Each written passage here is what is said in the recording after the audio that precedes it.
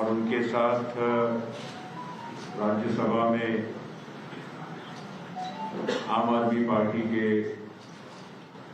नेता माननीय संजय सिंह जी, साथ में आए हुए उनके पार्टी के राज्यसभा सांसद और युवा नेता माननीय राघव चड्ढा जी और दिल्ली की मंत्री महोदया माननीय आतिशी जी, आज यहाँ मुंबई में राष्ट्रवादी कांग्रेस पार्टी के राष्ट्रीय अध्यक्ष और हमारे नेता आदरणीय शरद पवार जी को और उनके साथ हम सभी उनके सहयोगियों को आज केजरीवाल जी के और मान साहब के नेतृत्व में यहाँ मुलाकात हुई और देश की विभिन्न राजनीतिक गतिविधियों के बारे में चर्चा शीर्ष नेतृत्व ने की और खास करके वर्तमान राजनीतिक परिस्थिति के साथ साथ जो पिछले कुछ दिनों में सुप्रीम कोर्ट के माध्यम से उच्च न्यायालय सर्वोच्च न्यायालय के माध्यम से जो 5 बेंच की खंडपीठ जो 5 मेंबर कॉन्स्टिट्यूशन बेंच जो पिछले 8 वर्षों से दिल्ली सरकार की याचिका पर गंभीर तरह से सुनवाई के बाद अपने जजमेंट को पिछले कुछ दिनों में उन्होंने जो आप हमारे सबके सामने प्रस्तुत किया, उसमें 5-0 के जजमेंट के साथ उन्होंने दिल्ली सरकार की जो याचिका है उसको मंजूर किया और जो दिल्ली सरकार अपने अधिकार के लिए लड़ रही थी, खास करके जो एडमिनिस्ट्रेशन के जो पूरे मुद्दे होते हैं जिसमें दिल्ली सरकार को स्वायत्ता होनी चाहिए, अधिकार होना चाहिए, क्योंकि दिल्ली एक नेशनल कैपिटल रीजन है मगर वहाँ की विधानसभा है और वहाँ के सरकार मुख्यमंत्री महोदय के चुने हुए मुख्यमंत्री महोदय के अधीन काम करती है, तो उनको सारे अधिकार जो मिलने चाहिए एक राज्य सरकार के, खास करके एडमिनिस्ट्रेशन ट्रांसफर पोस्टिंग्स के बारे में वो सुप्रीम कोर्ट ने मंजूर किया। लेकिन उसके पश्चात केंद्र सरकार ने ऑर्डिनेंस लाकर उस सुप्रीम कोर्ट के रूलिंग को एक नए कानून का स्वरूप देने का काम किया और वो ऑर्डिनेंस स्वाभाविक है कि ऑर्डिनेंस तब तक ही लागू रहता है जब तक वो कॉन्स्टिट्यूशनली पार्लियामेंट में, संसद में उसको पारित नहीं किया जाता है। तो आने वाले लोकसभा और राज्यसभा का जब सत्र शुरू होगा तो ये ऑर्डिनेंस भी वहाँ पर बिल के द्वारा, कानून के द्वारा वहाँ पर पार्लियामेंट में प्रेषित होगा और लोकसभा और राज्यसभा में दोनों सदनों को फिर उस पर मतदान करने का और बहस और मतदान करने का अधिकार रहेगा।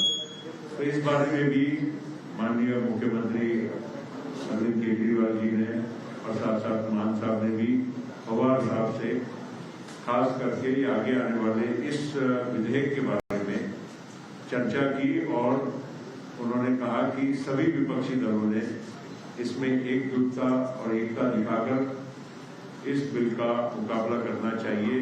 जो सरकार की जो नीति है जिसकी वजह से एक गलत एक परंपरा की शुरुआत हो रही है, जहां एक चुनी हुई सरकार का अधिकार छीना जा रहा है और जो इनके आने के पूर्व जो सरकार थी जिसको कभी इस तरह का कभी कोई समस्या का सामना नहीं करना पड़ा, लेकिन आज केंद्र और राज्य के बीच में जो संघर्ष की वजह से दिल्ली के प्रशासन पर बहुत उसका विपरीत परिणाम हो रहा है, तो उन्होंने पवार साहब को गुजारिश की एनसीपी के नेता के नाते भी और साथ साथ में इस देश के वरिष्ठ राजनेता के नाते कि उन्होंने भी इस मामले में एक मत बनाने की पूरे विपक्षी दलों में कोशिश करना चाहिए, ताकि ये बिल को वहां पर खास करके राज्यसभा में, क्योंकि लोकसभा की तो संख्या सभी को मालूम है, लेकिन राज्यसभा में संख्या किसी का भी स्पष्ट बहुमत नहीं बनता है और सभी विपक्षी दलों ने, सरकार के बाहर वाले विपक्षी दलों ने एक होकर अगर मतदान किया तो उसका जरूर फायदा हो सकता है। तो ये बात आज मुख्यमंत्री महोदय ने पवार साहब के सामने रखी, तो मैं ज्यादा वक्त न लेते हुए बाकी की बात वही करेंगे। मैं पुनश्च राष्ट्रवादी कांग्रेस पार्टी की ओर से, पवार साहब की ओर से मैं अरविंद केजरीवाल जी का, भगवंत मान साहब का और बाकी आए हुए सभी अतिथियों का हार्दिक स्वागत करता हूँ। सबसे पहले मैं शरद पवार जी का और उनकी पार्टी के सभी नेताओं का तहे दिल से शुक्रिया अदा करता हूँ। आज मैं भगवंत मान साहब और हमारे सभी साथी शरद पवार जी के साथ और उनकी पूरे सभी नेताओं के साथ यहाँ मिलने के लिए आए थे। आप सब लोग जानते हैं कि दिल्ली के लोगों के साथ बहुत अन्याय हुआ है। 2015 में जब हमारी सरकार बनी थी तो 23 मई 2015 को एक सिंपल सा नोटिफिकेशन जारी करके केंद्र सरकार ने दिल्ली सरकार की सर्विसेज की अधिकारियों के ऊपर कंट्रोल करने की सारी पावर छीन ली। 2015 से लेके 23 मई 2015 अब मई 2023 हो गया। 8 साल से हम लोग कोर्ट कचहरी के चक्कर दिल्ली के लोग काट रहे थे। 8 साल के बाद सुप्रीम कोर्ट ने 5-0 संविधान पीठ ने, कॉन्स्टिट्यूशन बेंच ने 5-0 से पूरा का पूरा ऑर्डर दिल्ली के लोगों के हक में दिया कि दिल्ली के लोग जो सरकार चुनते हैं उस सरकार को काम करने का पूरा अधिकार होना चाहिए। अगर वो काम नहीं कर सकती तो दिल्ली के लोगों को चुनाव करने की, सरकार चुनने की क्या फायदा। पूरा हमारे हक में आया। लेकिन जो लड़ाई 8 साल में हमने जीती, 11 मई को ऑर्डर आया, 19 मई को 8 दिन के अंदर इन्होंने ऑर्डिनेंस लाके उसको खत्म कर दिया। सारी पावर वापस, उन्होंने कहा कि केंद्र सरकार के पास या केंद्र के एलजी के पास सारी पावर होगी। तो जैसा अभी एक्सप्लेन किया कि अब ये बिल के रूप में आएगा पार्लियामेंट में, तो हम पूरे देश में एक एक पार्टी के पास जा रहे हैं, उनसे निवेदन कर रहे हैं कि दिल्ली के लोगों के साथ न्याय होना चाहिए। दिल्ली के लोगों के लिए समर्थन मांग रहे हैं कि जब ये संसद में बिल आएगा तो इसको बिल को हराना है। तो मैं एनसीपी का, पूरी पार्टी का, शरद पवार साहब का खास तौर से तहे दिल से शुक्रिया अदा करता हूं कि उन्होंने पूरा समर्थन देने की हमें आश्वासन दिया है कि जब ये बिल राज्यसभा में आएगा तो राज्यसभा में इस बिल को पास नहीं होने देंगे। जैसा भी प्रफुल्ल पटेल साहब ने बताया कि राज्यसभा के अंदर किसी भी पार्टी का स्पष्ट बहुमत नहीं है, तो अगर नॉन बीजेपी सारी पार्टियां इकट्ठी होती हैं तो ये बिल गिर सकता है। पहली चीज ये कि ये दिल्ली की लड़ाई नहीं है, दिल्ली के लोगों के साथ जो हो रहा है ये पूरे फेडरल स्ट्रक्चर की लड़ाई है। जिस तरह से पूरे देश के अंदर किसी भी राज्य में अगर वहां के लोग नॉन बीजेपी पार्टी को वोट देके उसकी सरकार बनाते हैं तो भारतीय जनता पार्टी की केंद्र सरकार उनके साथ 3 बर्ताव करती है। पहला, या तो उनके विधायकों को खरीद के उनकी सरकार गिरा देती है और बीजेपी की सरकार बना लेती है। दूसरा, या फिर ईडी और सीबीआई को भेज के उनके विधायकों को डरा के, धमका के, पार्टी को तोड़ के, सरकार को तोड़ के उनकी सरकार गिरा देती है और अपनी बीजेपी की सरकार बना लेती है। और तीसरा, अगर ना बिके ना टूटे तो फिर अध्यादेश लाके, ऑर्डिनेंस लाके गवर्नर के जरिए उनको काम नहीं करने दिया जाता। ये देश के लिए बहुत खतरनाक स्थिति है और मैं समझता हूँ महाराष्ट्र के अंदर आप सब लोग इसके भुक्तभोगी हैं। हमने कुछ महीने पहले देखा कि यहाँ पे किस तरह से जनता के द्वारा चुनी गई सरकार को किस तरह से ईडी के द्वारा, सीबीआई के द्वारा, पैसों के द्वारा तोड़ के, एमएलएस को तोड़ के और पूरी सरकार को गिरा दिया गया। ये देश के लिए अच्छी परिस्थिति नहीं है कि अगर केंद्र सरकार, अगर उन्होंने मैसेज दिया है कि अगर कोई बीजेपी को वोट नहीं देगा, बीजेपी की सरकार नहीं बनाएगा तो हम सरकार चलने नहीं देंगे या सरकार तोड़ देंगे। ये देश के लिए बहुत खतरनाक स्थिति है। तो हम पूरे देश के लोगों के पास जा रहे हैं, लोगों को जोड़ रहे हैं। लोग पूछते हैं ये विपक्ष की एकता है क्या? ये पक्ष और विपक्ष की बात नहीं है, ये देश की बात है। देशभक्तों की बात है। देश जितने इस देश के अंदर देश को चाहने वाले लोग हैं, जितने इस देश के अंदर देश को चाहने वाली पार्टियां हैं, उन सबको इकट्ठा कर रहे हैं हम लोग। तो जितने देश को चाहने, कोई देश को चाहने वाला व्यक्ति ये नहीं बोल सकता कि भाई इस तरह से चुनी हुई सरकारों को तोड़ के, खरीद के, अध्यादेश जारी करके काम ना करने दिया जाए। तो मैं फिर से तहे दिल से शुक्रिया अदा करना चाहता हूं शरद पवार साहब का कि आपने हमें, और शरद पवार साहब देश के, आज मैं समझता हूं कि he is one of the tallest leaders which the country has. So हम शरद पवार जी से हमने निवेदन किया कि आपका तो सहयोग मिलेगा ही, लेकिन आप सारी पार्टियों से बात करके उनको सबको भी इस बिल के खिलाफ इकट्ठा करेंगे।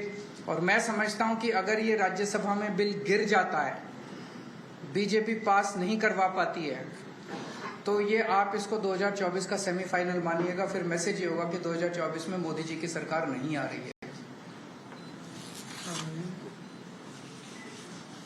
बहुत बहुत धन्यवाद, बहुत बहुत शुक्रिया पटेल साहब, हमारी पार्टी के प्रेसिडेंट अरविंद केजरीवाल साहब और एनसीपी के नेता और देश के बड़े नेताओं में जिनका शुमार होता है, माननीय शरद पवार जी, मेरी पार्टी के राज्यसभा के साथी से मीडिया वाले साथी। मैंने कुछ ज्यादा नहीं बोलना, बहुत सीनियर लोग बैठे हैं, इन्होंने बोल दिया है। मैं सिर्फ इतने कहूँगा कि लोकतंत्र को बचाने की लड़ाई है। कहने को तो हम biggest democracy of the world कहते हैं, लेकिन अगर अंदर एक झाप अंदर देखा जाए तो डेमोक्रेसी तो डे बाय डे ये हत्या कर रहे हैं डेमोक्रेसी की। चाहे वो मीडिया के जरिए करवा रहे हो, चाहे वो किसी को एमएलए को तोड़ के खरीद के करवा रहे हो, चाहे किसी को गिरफ्तार करके ईडी सीबीआई की ऐसे करवा रहे हैं। जो गवर्नर है देश में वो स्टार कंपेनर बन चुके हैं बीजेपी के, और जो राजभवन है वो इनके हेड ऑफिस बन चुके हैं बीजेपी के। गवर्नरों से हर रोज हिसाब मांगा जाता है कि कितनी बार काम किया आपने चुने हुए मुख्यमंत्री को। अगर कोई गवर्नर कहता है कि मैं 3 दिन काम नहीं कर पाया, तो उसकी गवर्नरी भी खतरे में हो जाती है कि आपको किस चीज के लिए लगाया था। तो ऐसा चल रहा है। दिल्ली में तो चलो एलजी को इन्होंने सरकार घोषित कर रखा है, तंग करना है। Punjab is a full state, हमें अपना बजट सेशन बनाने के लिए सुप्रीम कोर्ट तक जाना पड़ा। गवर्नर जो है वो कह रहे मैं बजट सेशन नहीं होने दूंगा। सो देश में इलेक्टेड राज करेंगे या सिलेक्टेड राज करेंगे, सवाल ये। तो फिर 140 करोड़ जनता जो है वो वोटिंग के लिए लाइन में क्यों लगती है? क्यों करोड़ों अरबों रुपया खर्चा जाता है अगर सिर्फ 30-31 गवर्नर और एक प्रधानमंत्री नहीं देश चलाना है? तो ये बहुत ही खतरनाक है फेडरल स्ट्रक्चर के लिए। हर रोज किसी न किसी तरीके से राज्यों के अधिकार छीने जा रहे हैं, चाहे वो शिक्षा के माध्यम से हो, चाहे वो हमारे पानी, जो पंजाब है पानी सतलुज हमारे पास ग्लास पानियों के जरिए है, चाहे वो पुलिसिंग, चाहे वो लॉ एंड ऑर्डर, हर बात में हस्तक्षेप करते हैं। इसलिए ये बहुत अच्छा एक, मैं तो कहूँगा कि भगवान ने मौका दिया है कि देश प्रेमियों को इकट्ठा होने का। और शरद पवार जी के लिए ये कोई मेरे ख्याल में बड़ी बात नहीं होगी, क्योंकि इन्होंने देश पर इतने संकट देखे और उन संकट में से जब निकलना था तो ये उस कमेटी के या उस सलाहकार जो कमेटी बनती थी उसके मेंबर रहे। बहुत बार देश भर इन्होंने संकट देखा। All right, we're going to get you the latest on that story. But on the other hand, that's all we have for you in this edition of Mirror Live. Thank you very much for watching. Stay tuned. Lots more to continue on the other side.